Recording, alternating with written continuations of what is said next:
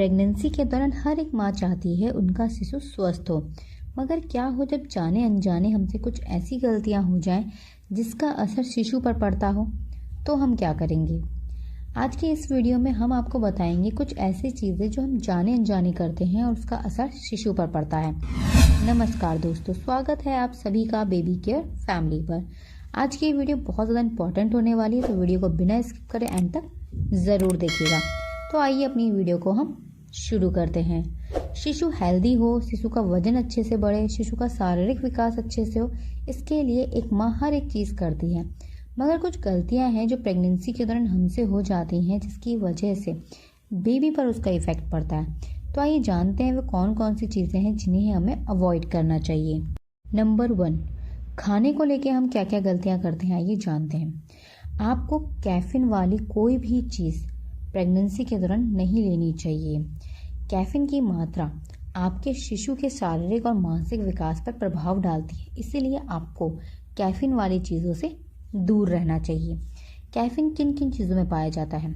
चाय, कॉफ़ी और चॉकलेट, ये तीनों ही ऐसी चीज़ें हैं जिन्हें इंडिया में बहुत ज़्यादा यूज़ किया जाता है। अगर आप गर्भवती हैं और आपको बहुत ज़्यादा चाय पीने का मन करता है, तो आप चाय कॉफ़ी को अवॉइड करके आप अदरक और अजवाइन का पानी चाय की बजाय ले सकते हैं। आप चाहें तो इसकी जगह काढ़ा ले सकते हैं, मगर आपको चाय पत्ती को अवॉइड करना चाहिए। इसी के साथ आपको चीनी की बजाय अपनी डाइट में गुड़ को शामिल करना है। आपको कच्चा मीट, कच्चा अंडा, कच्चा नॉनवेज नहीं खाना है। साथ ही आपको मछली का सेवन भी नहीं करना चाहिए। कच्चे अंडे और कच्चे मीट में कुछ ऐसे बैक्टीरिया मौजूद होते हैं जो शिशु पर प्रभाव डालते हैं, शिशु के लिए अच्छे नहीं होते हैं। तो आपको प्रेगनेंसी में कच्चा अंडा, कच्चा मीट अवॉइड करना है, साथ ही मछली अवॉइड करनी, क्योंकि मछली में मरकरी की मात्रा होती है जो शिशु के लिए सही नहीं होती। कहा जाता है कि 4 साल तक बच्चे को मछली नहीं देनी चाहिए, क्योंकि जो मरकरी होती है वो 4 साल से छोटे बच्चों के लिए सही नहीं रहती है। इसलिए गर्भावस्था के दौरान आपको मछली अवॉइड करनी चाहिए।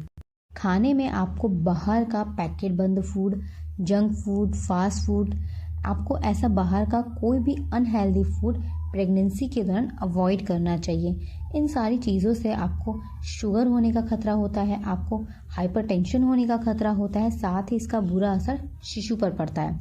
इसीलिए आपको बाहर का खाना भी अवॉइड करना चाहिए। आपको घर पर ताज़ा फ्रेश खाना ही खाना चाहिए। बहुत बार कहा जाता है कि प्रेगनेंसी में पालक खाइए, पालक में आयरन की मात्रा बहुत अधिक होती है।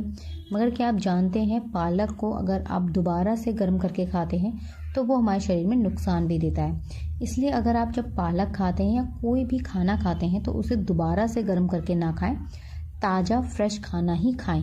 फ्रिज में रख कर भी उसे बाहर निकाल कर गर्म करके ना खाएं, ताज़ा खाना ही प्रेगनेंसी के दौरान आपको खाना चाहिए। साथ ही प्रेगनेंसी में आपको अपने पानी पीने पर भी ध्यान देना चाहिए। आपकी बॉडी में डिहाइड्रेशन ना हो, आपकी बॉडी में पानी की कमी ना हो, इस बात का भी आपको ध्यान रखना है। आपको तरल पदार्थ लेने हैं, आप फल ले सकते हैं, आप कोकोनट वाटर ले सकते हैं। अगर आप पानी पी सकते हैं तो आप पानी पी सकते हैं, मगर अपनी बॉडी को आपको हाइड्रेट करना होगा। नंबर 2, अब बात करते हैं सोने को लेकर। प्रेगनेंसी के दौरान आपको किन पोजीशन में नहीं सोना चाहिए। प्रेगनेंसी के दौरान पेट के बल और पीठ के बल नहीं सोना चाहिए। प्रेगनेंसी के शुरुआती 3 महीनों में आप कैसी भी पोजीशन में सो सकते हैं, मगर 3 महीने के बाद आपको पेट और पीठ के बल सोना अवॉइड करना चाहिए।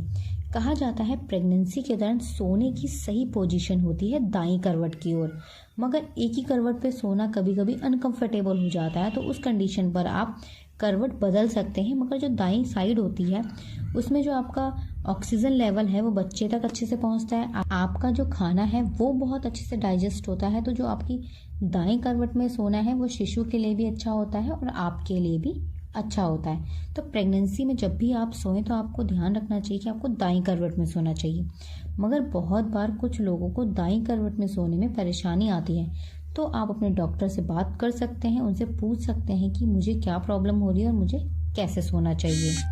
तीसरे महीने के बाद आपको पीठ के बल तो बिल्कुल भी नहीं सोना चाहिए। जब आप पीठ के बल सोते हैं तो उससे शिशु को बहुत सारी प्रॉब्लम्स का सामना करना पड़ सकता है। इसलिए आपको प्रेगनेंसी के दौरान सोने को लेकर भी इन बातों का ध्यान रखना चाहिए। Number 3, travelling. कहा जाता है प्रेगनेंसी में शुरुआती 3 महीनों में और लास्ट के 3 महीनों में, यानी कि पहले ट्राइमेस्टर में और तीसरे ट्राइमेस्टर में आपको ट्रैवलिंग अवॉइड करनी चाहिए। मगर आप ट्रैवलिंग करते हैं या आपकी बहुत ज़्यादा इमरजेंसी है तो आप अपने डॉक्टर को कंसल्ट कर सकते हैं, डॉक्टर को दिखा सकते हैं। डॉक्टर आपको अच्छे से चेक करेंगे, आपको देखेंगे, उसके बाद ही आपको बताएंगे कि आपको ट्रैवल करना चाहिए या नहीं करना चाहिए। बहुत बार प्रेगनेंसी में कॉम्प्लिकेशन होते हैं और हो सकता है कोई ऐसी प्रॉब्लम हो जाए, आप ट्रैवलिंग कर रही हैं, आपकी बॉडी में हो सकता है पानी की कमी हो या ब्लड की कमी हो या प्रोटीन की कमी हो, किसी चीज़ की कमी हो तो भी डॉक्टर्स आपको ट्रैवलिंग करने को मना कर सकते हैं। इसलिए अगर आप ट्रैवलिंग करते हैं तो डॉक्टर की सलाह ज़रूर लें। नंबर 4, अब बात करते हैं कि आपको अपने घर में क्या क्या काम करने हैं और क्या काम नहीं करने हैं। आप घर के जो छोटे मोटे काम होते हैं वो सारे ही कर सकते हैं। आप खाना बनाइए, आप झाड़ू लगाइए, आप पोछा लगाइए। अगर आप छोटे मोटे काम करते हैं तो इससे आप एक्टिव रहते हैं, इससे आपकी बॉडी में ब्लड सर्कुलेशन अच्छा होता है। आप जितना ज़्यादा एक्टिव होते हैं उतना ही आपकी नॉर्मल डिलीवरी के चांस बढ़ते हैं, बेबी आपका हेल्दी होता है, बेबी की मूवमेंट अच्छी होती है। तो आप घर के जितने छोटे मोटे काम हैं वो कर सकते हैं। अब आपको कौन से काम अवॉइड करने हैं। आपको ऐसा कोई काम नहीं करना जिसमें आपका पेट दब रहा हो या पेट पर प्रेशर आ रहा हो। जैसे अगर आप किसी चीज़ के नीचे झुककर सफाई करते हैं तो ऐसी कंडीशन पर पेट दब जाता है, बच्चे को अंदर प्रॉब्लम हो सकती है। तो आपको ऐसा काम अवॉइड करना है जहां आप झुककर सफाई कर रहे हो किसी चीज़ के नीचे। दूसरी चीज़ आपको ध्यान रखना है कि आपको कोई भारी सामान उठा के इधर से उधर नहीं ले जाना। यानी कि अगर आप कपड़े धो रहे हैं या पानी की बाल्टी आप इधर से उधर उठा रहे हैं तो ये चीज़ें आपको अवॉइड करनी चाहिए। साथ ही आपको बहुत देर तक एक ही पोजीशन में नहीं रहना। यानी कि अगर आप खाना बना रहे हैं तो आपको ध्यान रखना चाहिए कि आपको थोड़ी थोड़ी देर में बैठ जाना है या अपनी पोजीशन को चेंज करना है। बहुत अधिक देर खड़े रहना या बहुत अधिक देर बैठना प्रेगनेंसी में शिशु के लिए सही नहीं होता। इससे आपके पैरों में स्वेलिंग भी हो सकती है, तो आपको इन बातों का ध्यान रखना चाहिए। साथ ही अगर आप सीढ़ियों में चढ़ते और उतरते हैं तो उस टाइम भी आपको सावधानियां बरतनी है और आपको देखना है जब भी आप सीढ़ियों से ऊपर और नीचे जाएं तो कोई ना कोई आपके साथ ज़रूर हो। नंबर 5, आपको डॉक्टर के पास कब कब जाना है और किन किन चीज़ों की जांच ज़रूरी है। आपको हर मंथ डॉक्टर के पास जाना चाहिए ये चेक कराने के लिए कि बेबी की मूवमेंट्स कैसी हैं, बेबी कैसा है, बेबी का वज़न सही से बढ़ रहा है या नहीं बढ़ रहा, आपकी बॉडी में किसी चीज़ की कमी तो नहीं हो रही, आयरन की कमी या फॉलिक एसिड की कमी, प्रोटीन की कमी, आपकी बॉडी में किसी चीज़ की कमी ना हो रही। इसके लिए आपको हर मंथ डॉक्टर के पास ज़रूर जाना चाहिए। आप जैसा महसूस करती हैं उसका प्रभाव शिशु पर पड़ता है, इसीलिए गर्भवती महिला को तनाव में नहीं रहना चाहिए, चिड़चिड़ा नहीं रहना चाहिए। आपको खुश रहना चाहिए, आपको शांत रहना चाहिए ताकि इसका पॉजिटिव इफेक्ट बेबी पर पड़े। अगर आपके घर का माहौल ऐसा है जिसकी वजह से आप बहुत ज़्यादा तनाव में हैं, चिड़चिड़ापन आ रहा है, तो आप बुक्स पढ़ सकते हैं या आपकी कोई भी हॉबी है वो चीज़ें कर सकते हैं ताकि आप अपने आप को शांत कर सकें। आप जितना शांत रहेंगे उतना ही शिशु पर अच्छा प्रभाव पड़ता है। नंबर 6, प्रेगनेंसी के दौरान आपको एक्टिव रहना चाहिए। आपको मॉर्निंग में और इवनिंग में 2 टाइम वॉक ज़रूर करनी चाहिए और जो ये वॉक हो आपकी वो 30 से 45 मिनट होनी चाहिए। जब भी आप खाना खाएं तो उसके बाद आधे घंटे तक रेस्ट करें और आधे घंटे बाद थोड़ा सा वॉक कर लें 10 से 15 मिनट। ये आप तीनों टाइम कर सकते हैं जब भी आप खाना खाते हैं। अगर आपको समय मिले तो आपको योगा और ब्रीथिंग एक्सरसाइज ज़रूर करनी चाहिए मॉर्निंग में। इससे आपको शांत रहने में मदद मिलती है, तनाव से दूर रहने में मदद मिलती है। तो आप ध्यान कर सकते हैं, आप ब्रीथिंग एक्सरसाइज कर सकते हैं।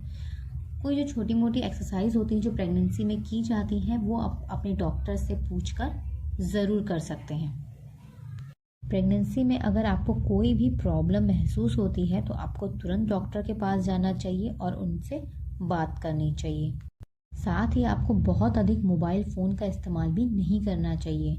अगर आप कुछ सुन रहे हैं तो आप फ़ोन को दूर रख के उसे सुन सकते हैं। आपको पूरा दिन भर में कम से कम ही फ़ोन या कोई भी इलेक्ट्रॉनिक सामान इस्तेमाल करना चाहिए।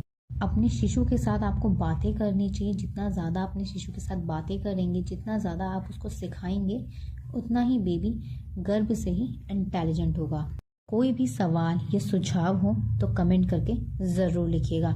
आशा करते हैं हमारी ये वीडियो आपको पसंद ज़रूर आई होगी। तो प्लीज़ इस वीडियो को लाइक कर अपने दोस्तों के साथ शेयर ज़रूर करें ताकि उनकी भी हेल्प हो सके। अगर आप हमें फेसबुक पर देख रहे हैं तो प्लीज़ हमें फॉलो ज़रूर कीजिएगा। अगर आप हमें यूट्यूब पे देख रहे हैं तो हमें सब्सक्राइब कर बेल आइकन ज़रूर प्रेस कीजिएगा, ताकि आपको प्रेगनेंसी और पेरेंटिंग से जुड़ी ऐसे ही इंपॉर्टेंट वीडियोस मिलती रहें। हमारी वीडियो को पूरा देखने के लिए आप सभी का धन्यवाद। मिलते हैं आपसे नेक्स्ट वीडियो में, तब तक के लिए अपना ध्यान रखिएगा। नमस्कार।